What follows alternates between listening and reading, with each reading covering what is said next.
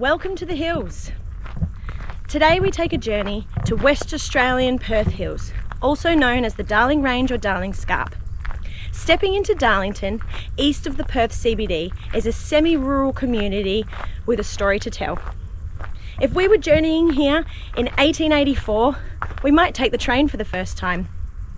Because in 1884, the line from Guildford to Chidlow Wells was completed right through Darlington. Previously travelled by horse and cart, the train line dramatically changed the lives of people here, opening up opportunities to move here, to sell farm produce, and to move big ticket items like timber and rocks. Now, the rocks is why we're here today. The train barged its way through the hills.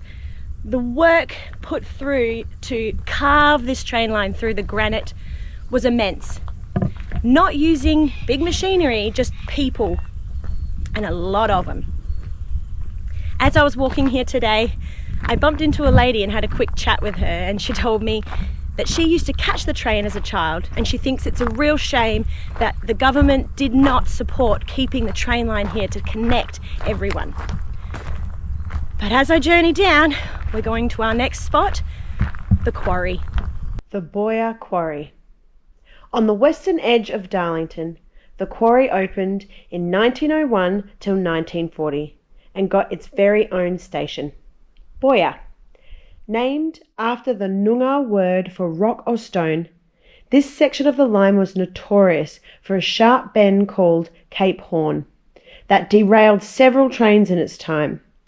This was an important quarry with its bluestone granite. 150 men worked tirelessly to supply the granite for the breakwater at the Fremantle Harbour.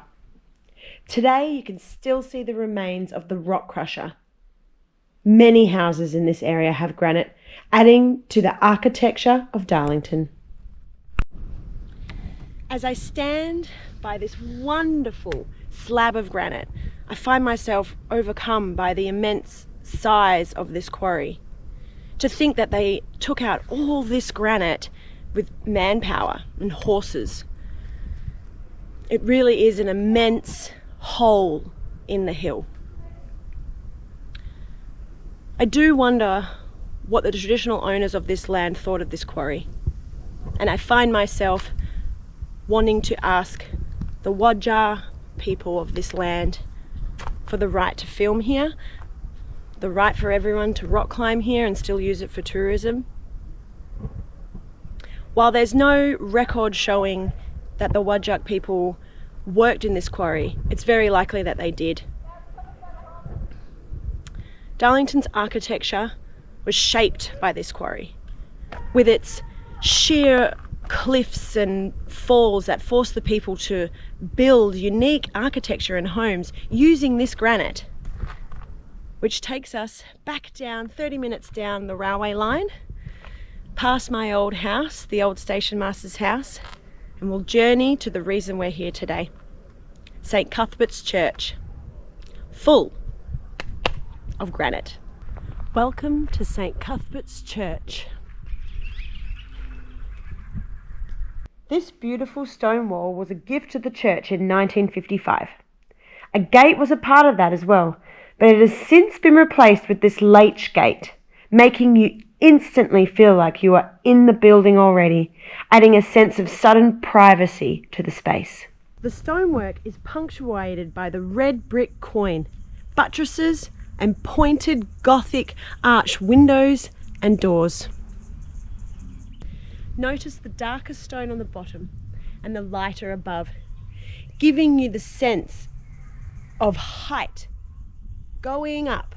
St. Cuthbert's Church has an interwar Gothic style, giving it the appearance of being older than it actually is. The buttresses can be so important. They help hold the outward pressure while still letting light through the windows. Gazing on this church, you are drawn to the simple rustic style and humble size. Built by George Herbert Perry in 1925, I can't help but feel he was inspired by the landscape and stone of the area. While this door and entranceway isn't a grand architectural feat, it feels humble and safe. For me, as a child, being here alone and walking up to the door with its iron latch, I felt as though I was stepping back in time and exploring a hidden building. The ceiling you see was not originally there. It was built in 1991. While the ceiling changes the look, it still has elements of George's Gothic inspiration, with a linear approach to cast your eye directly to the apse. This church, named after St. Cuthbert's in Darlington, Durham, UK. George took the pointed arch and stone inspiration from St. Cuthbert's. The apse 2 windows were donated in 1965 and form an interesting design, not like other churches. The rest of the beautiful lead windows were donated in 1971 to 1976, and they are in the storytelling style common to churches. 4 depicting St. Cuthbert's life and 3 the Virgin Mary. As I sit on the wooden pews, I'm reminded to reflect. Spaces like this are so important for encouraging self-reflection, togetherness, and a safe space for people. Whether you're religious or not, you can't help but feel something in this space that is bigger than yourself. Being with yourself and all that is around you to reflect on the divine.